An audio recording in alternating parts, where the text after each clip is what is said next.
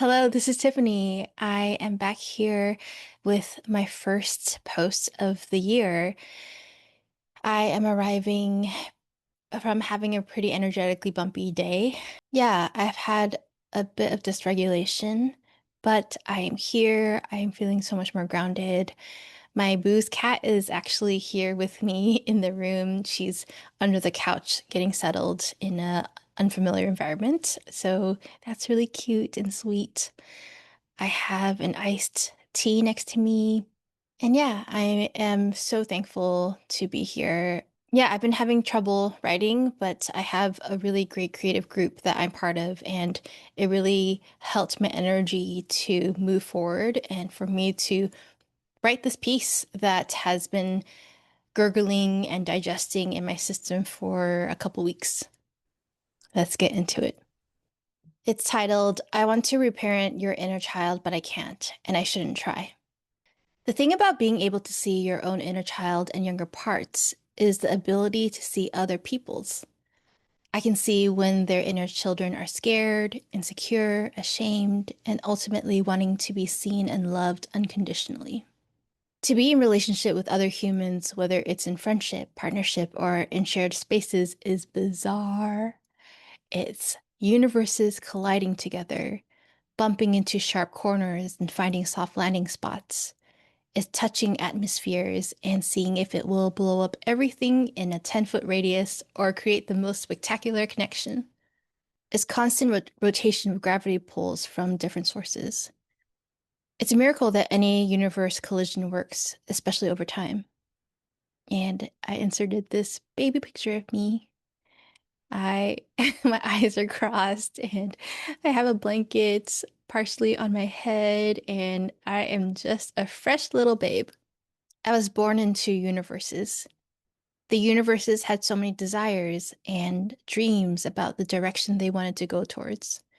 And my universe was in instant orbit, so natural and so easy. All I needed was physical care and the most infinite and expansive love. Love that had no bounds. Love that wasn't transactional. Love that transcends history. Little did I know that colliding with universes isn't as easy as that, even though every new universe deserves it. So, one of my coping mechanisms is the collection of knowledge and escapism through reading. If I knew enough, I would be protected. If I went far away into another world, I would be protected from this dimension. And for a second, it does. That knowledge has helped me understand myself so much, and it's a great jumping off point. And the worlds I escape into teach me to expand my imagination to what is possible. When I close that book and click off the essay, I'm left with present elements and what is in my orbit, and all the other universes I'm in relationship with, and the universes I am witnessing. Right now, one of the books I'm reading is What My Bones Know by Stephanie Fu, which is about healing from complex PTSD.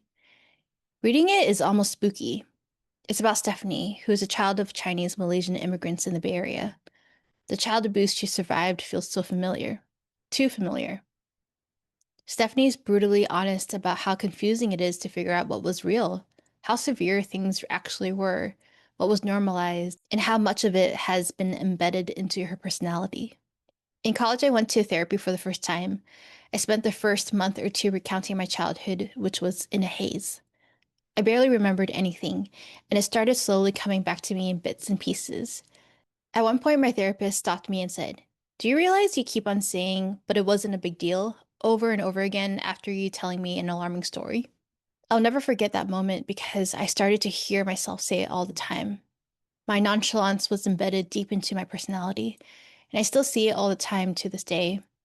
One day I was having lunch with friends at college and I mentioned something violating happening to me on the train. My friend stopped me in my tracks with concerned faces and asked why I was laughing while telling that story. I was just assaulted. It didn't even occur to me that it was anything because it wasn't a big deal. Just like it wasn't a big deal because I knew other immigrant kids having much, much stricter and angrier parents. I watched a TikTok recently that was so basic but resonated deeply. They basically said that we can respect a person's dignity and have compassion for all that they have experienced, and choose to do it from afar relationally. If you're conditioned as a woman, you were taught that love is self-sacrifice, especially if you're dealing with a man. We're taught that there is virtue in seeing the soul of a person beyond their defensive mechanisms.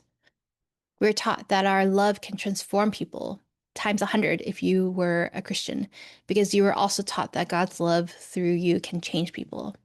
I call bullshit. We're groomed to be abused and to bear it by men, by authority figures, by work, by empire. Can I write a paper about how this and that happened to this person and this is why they do this and that? Yes. They are a universe. And that doesn't entitle anyone to be in relationship with me. Community is another thing, and I'll elaborate on that another time. I'm not only talking about abusers, but people who have poor boundaries and are energetic vampires. This orientation applies not only to the people above, but also to the people I do choose to be in close relationship with. The more I love and know my people, the more I see the landscape of their universes, and the more they see mine. It's a scary thing to be known and loved and possibly rejected. Yet we try because loving connection is one of the most fundamental human need. When I'm witnessing my boo in dysregulation, I see her inner child. I see her. When the inner child makes her way out, I see the baby hairs and the bangs. I see the dark, watery eyes. I want to scoop her in my arms and hold her, tell her I'm here and everything will be okay. Give her sweet kisses on the cheek and ask her if she wants to play a game. And sometimes I see her inner teen. I see the rage against injustice and wanting autonomy. I see the platform boots and the torn black tees. I see through the stomping and can recognize her deep longing for tenderness and respect. I want to say, fuck this shit. Go slash those tires and burn the house down while you're at it. But I can't, and I shouldn't. I know what it's like to want someone to come into my life and say, I gotta hear all your healing, just give it to me. You're finally safe and I'll never leave. That was a fantasy I was fed since I was a little girl about my future husband.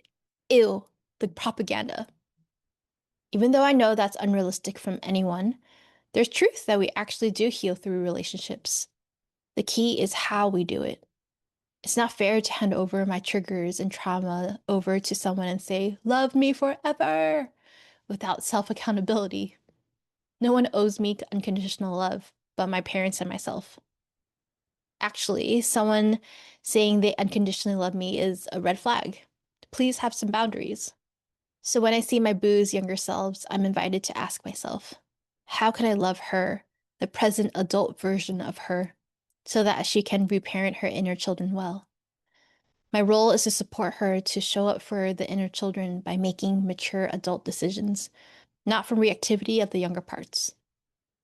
Reparenting means giving our inner children stability in the present and love while acknowledging their big feelings. It means respecting their boundaries and building trust. And then there's a photo of me and my mom. I think we're at a zoo. I'm sitting in her lap. I'm a little toddler and I'm just looking out. And I can see my little hands, my little fingers. Ultimately, my inclination of wanting to reparent other people's inner children comes from conditioning and is also a mirror to myself. It pulls me to ask myself, you care so much about other people's inner children. What about your own? How have you let your younger parts run the show? How attuned are you to them? It's so much easier to see someone else's universe and be like, I can solve all your problems if you just do XYZ. Haha, I love the audacity. It's so much harder to look within myself and hold myself accountable. Recently, I feel a bit neglectful of my inner children. I've been lethargic in bed a lot, very reminiscent of depressive episodes my mom had when she was my age. From just a couple bits of what I know about my mom, it makes perfect sense how she behaved and coped. And it was still wrong to treat children like she did. I can hold the complexity of her universe and feel compassion and condemn abuse. Not all hurt people hurt people. Just because we are all traumatized doesn't mean that we have the right to traumatize and abuse. For my ending question, what does liberatory imagination spark in me today?